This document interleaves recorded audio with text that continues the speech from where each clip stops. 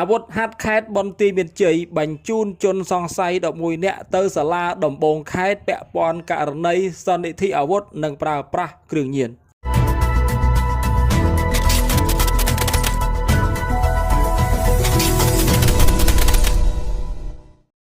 ប្រិយមិត្តជាទីមេត្រីកម្លាំងកងរាជអាវុធហាត់ខេត្តបន្ទាយមានជ័យបានបញ្ជូនជនសង្ស័យចំនួន11នាក់ក្នុងនោះមានស្ត្រី3នាក់ទៅសាលាដំបងខេត្តបន្ទាយមានជ័យនាព្រឹកថ្ងៃទី20ខែកក្កដាឆ្នាំ2026ដើម្បីអនុវត្តតាមនីតិវិធីច្បាប់ក្រោយឃាត់ខ្លួនពាក់ព័ន្ធករណីសន្និធិអាវុធសម្រាប់ប្រហារផ្សេងៗនិងប្រើប្រាស់ដោយខុសច្បាប់នៅសារធាតុញៀនយោងតាមកងរាជអាវុធហាត់ខេត្តបន្ទាយមានជ័យប្រតិបត្តិការបង្ក្រាបនេះបានធ្វើឡើងកាលពីថ្ងៃទី17ខែកក្កដាឆ្នាំ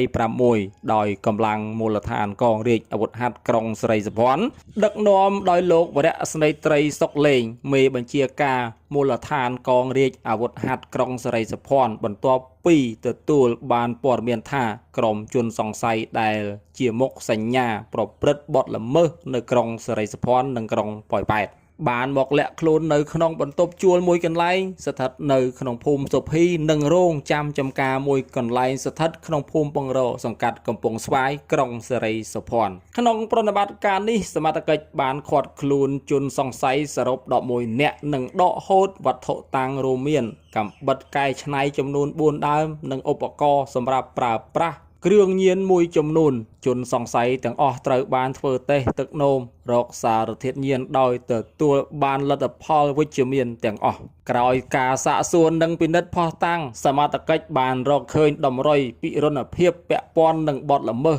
សន្និធិអាវុធសម្រាប់ប្រហារផ្សេងៗនិងប្រើប្រាស់ដោយខុសច្បាប់នៅសារធាតុញៀនដោយឡែកជនសង្ស័យឈ្មោះយ៉តប៊ុនថៃហៅថៃត្រូវបានសមត្ថកិច្ចអះអាងថាជាមុខសញ្ញាសកម្មពាក់ព័ន្ធអំពើលួចមានស្ថានទម្ងន់ទោសនិងមានបកពួកប្រមាណ50ទៅ60នាក់ដែលធ្វើសកម្មភាពក្នុងភូមិសាស្ត្រក្រុងប៉ោយប៉ែតកងរាជអាវុធហាត់ខេត្តបន្ទាយមានជ័យបានឲ្យដឹងថាប្រតិបត្តិការនេះបានអនុវត្តក្រោមការអនុញ្ញាតពីលោកឧត្តមសេនីយ៍ត្រីប៊ុនបិនមេបញ្ជាការកងរាជអាវុធហាត់ខេត្តនិងមានការសម្របសម្រួលនីតិវិធីពីព្រះរាជអាជ្ញាអមសាលាដំបងខេត្តបន្ទាយមានជ័យបច្ចុប្បន្នជនសង្ស័យទាំង11នាក់ត្រូវបានបញ្ជូនទៅសាលាដំបងខេត្តដើម្បីបន្តនីតិវិធីតាមច្បាប់ខ្ញុំផលវ៉ាអង្គភាពសារព័ត៌មានរិទ្ធញូ TV